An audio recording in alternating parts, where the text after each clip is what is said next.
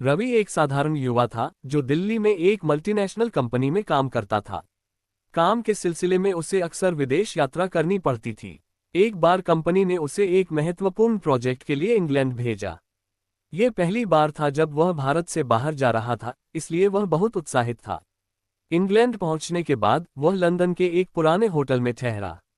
Hotel सुंदर था, लेकिन कुछ पुराना और रहस्यमयी लग रहा था।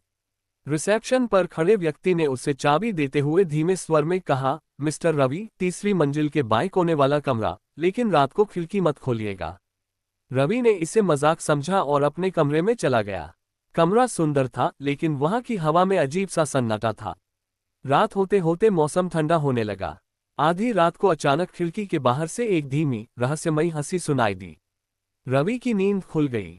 उसने खिड़की से बाहर झांका तो उसे एक सफेद गाउन पहने एक सुंदर विदेशी महिला दिखाई दी, जिसके लंबे सुनहरे बाल थे। वह महिला धीरे धीरे हवा में तैर रही थी। रवि के रोंगटे खड़े हो गए। वह जल्दी से खिड़की बंद करने लगा, तभी महिला ने फुसफुसाकर कहा, रवि, दरवाजा खोलो। रवि चौंक गया। उसे समझ नहीं आया कि वह उसका नाम कैसे जानती थी। डर के मारे उसने दरवाजा नहीं खोला और मन ही मन हनुमान चालीसा पढ़ने लगा। कुछ देर बाद वह आवाजें बंद हो गईं। सुबह होते ही रवि ने होटल के मैनेजर से इस घटना के बारे में पूछा। मैनेजर ने गंभीर स्वर में कहा, आप भाग्यशाली हैं कि आपने दरवाजा नहीं खोला। कई साल पहले एक विदेशी महिला यहां ठहरी थी, लेकिन रहस्यमय तरीके से उसकी मौत हो गई।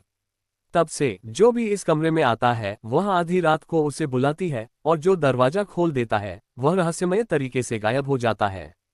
ये सुनकर रवि का खून ठंडा हो गया।